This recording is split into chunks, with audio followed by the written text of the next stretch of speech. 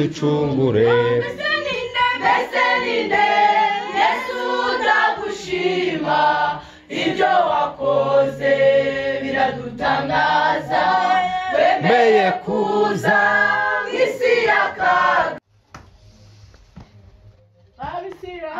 Abisiraheli munyagitukura warabarinze, byari bikomeye Abanyegiputa bakurikiye hanze iwawe mu ijuru, kuko ari wowe umenya byose.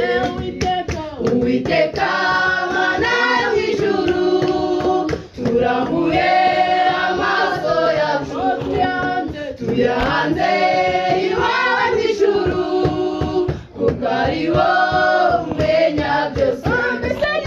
Mbese ninde Yesu ndagushima, ibyo wakoze biradutangaza, wemeye kuza mu isi y'akaga, kwari ukugira ngo uducungure. Mbese ninde Yesu ndagushima, ibyo wakoze biradutangaza, wemeye kuza